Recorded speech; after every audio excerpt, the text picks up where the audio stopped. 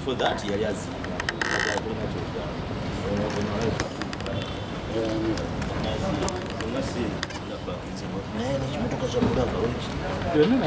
and mineral development is hard work. As a representative of the young people, we reflect the energies that the youth have to contribute to the development of this country. So I pledge hard work and integrity to see how best we can maximize the low-hanging fruits of the sector for the development of Uganda.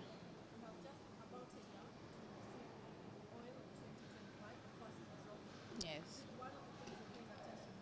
Absolutely, especially that Parliament just passed the petroleum supply bill in November. So I think Uganda is good to go when it comes to petroleum.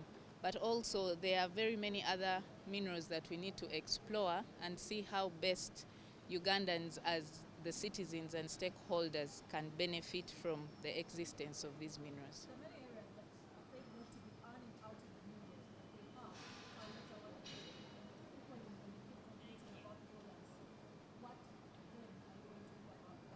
That is one of the uphill tasks that I have.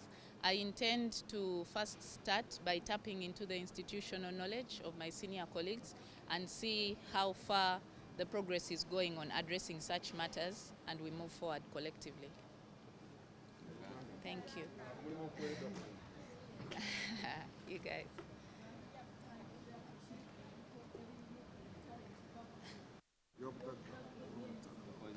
How do I say that? What is integrity in Uganda?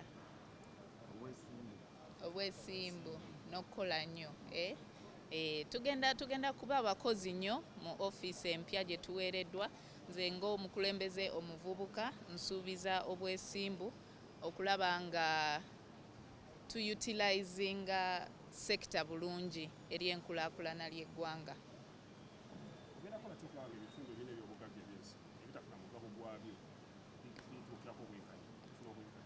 Ekyo kye kimu ku bigezeso bye nnina ng'omukulembeze okulaba nga ensonga ez'enjawulo eza-affectinga sekita zi-addressingibwa.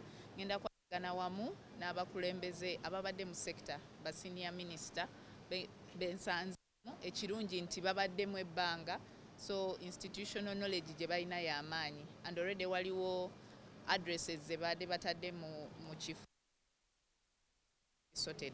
So tugenda kukolera wamu okulaba nga embeera ekyukakyukamu. Okay.